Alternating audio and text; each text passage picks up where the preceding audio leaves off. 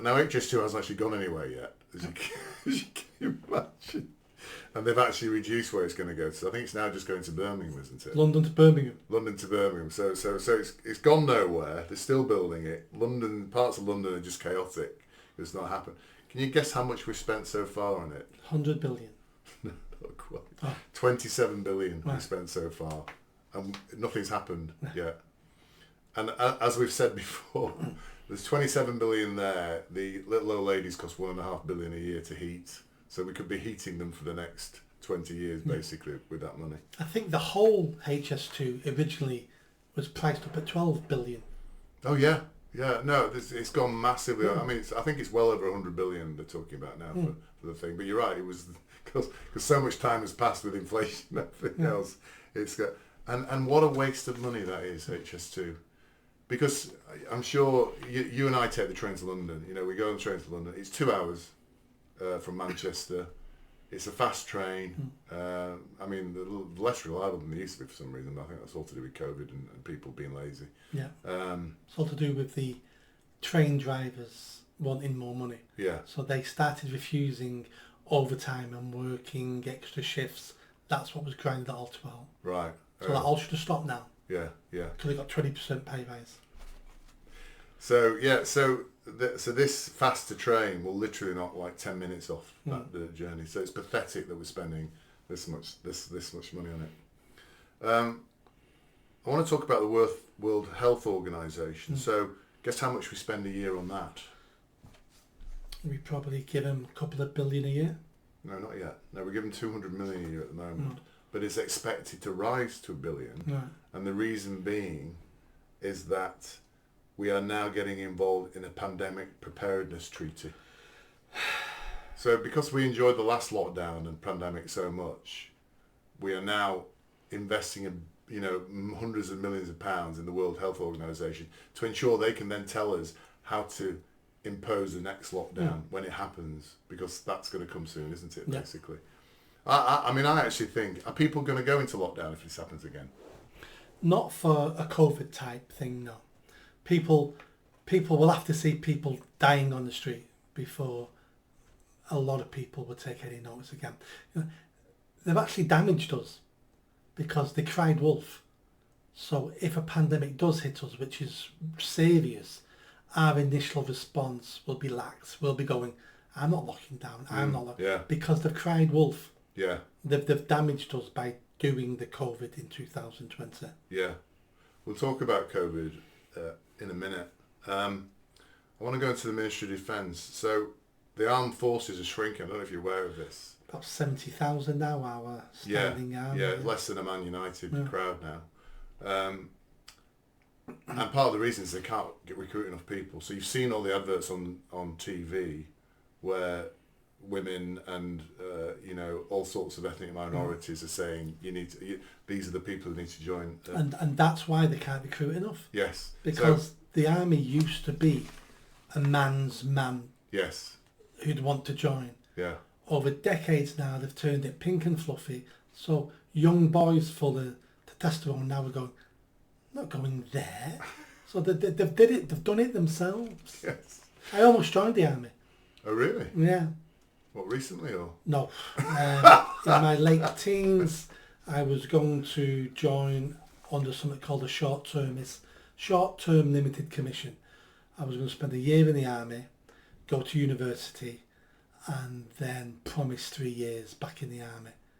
But I decided against all of it. I can imagine you in a helmet carrying a gun, Nick, if I'm honest. Yeah. In fact, the picture springs to mind readily.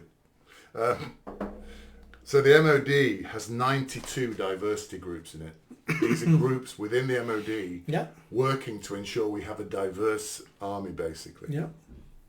You made a very good point that the numbers are shrinking all the time, and one of the reasons they're shrinking is they are not trying to recruit young white men. They're trying to recruit everything. If they actually switch their advertising to young white men, they'd be fine.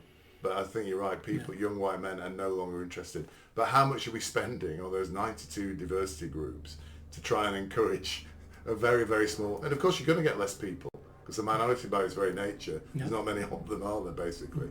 So, and we also need to understand Do we need a smaller army? The next wars will not be mass people on the battlefield. Yeah. So, but we haven't got that information. We don't know. Yeah. Because no one's ever honest with us, and we don't have these conversations. But you need an army to handle the far right thugs that are covering the country. Basically, that's the main reason at the moment. Talking about expense and everything like that, British companies are now paying the highest electricity prices of anywhere, not just in Europe, in the developed world. Yeah. The cost of power for industrial businesses in this country has jumped to 124% in 5 years. And electricity is now 50% more expensive in the UK than in Germany or in France, and 4 times more expensive than the US. And we wonder why we can't make anything. Yeah. Wonder why we can't sell anything. Wonder why we're going bankrupt. Yeah. It's because we keep hamstringing all our businesses. Yeah. Yeah. So if you produce something at high quality, and Germany does as well, if Germany's got half the cost of energy, they can sell it cheaper than us. Yeah. I mean, especially things that are very high intensity for energy costs as well, like steel businesses and things like that. Which we don't have anymore, We don't have anymore.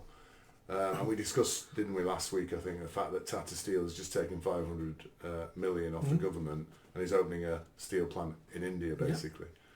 But yeah, Labour has said that, you know, they're the party of industry and manufacturing, but they're not doing anything to encourage that in any way, are they? None of our mainstream political parties are for manufacturing industry. None of them. Just had 14 years of Tories. They did nothing. Yeah. They started this green agenda. It was Theresa May who wrote net zero into law. They're all as bad as each other. Yeah. They're killing us slowly with virtue signalling. Yeah. And every time we close one of our businesses down, that doesn't mean we don't need those products anymore. It just means we've got to buy it from a foreign country. And we give them the tax revenue. Yeah. We give them the jobs. And whatever's made abroad is either made to the same standard that we have or to a lesser standard, and then we've got to pay to ship it over. It's pure lunacy.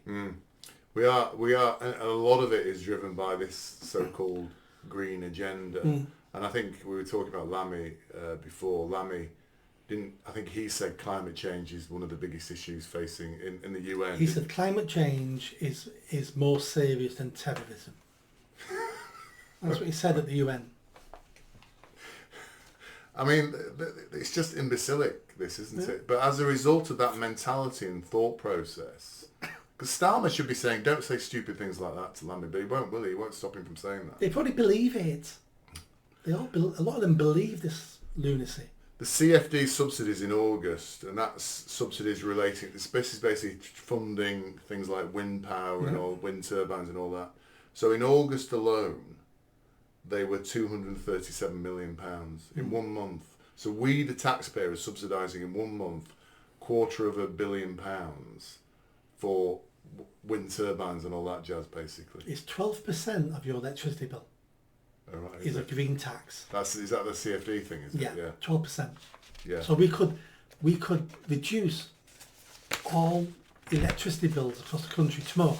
Yeah. If we cancelled the green levy. Yeah. 12%. I mean, it is kind of really sickening. And interestingly, there was Ed Miliband. He's now trying to spend, I don't know the numbers exactly, but I know one of the numbers.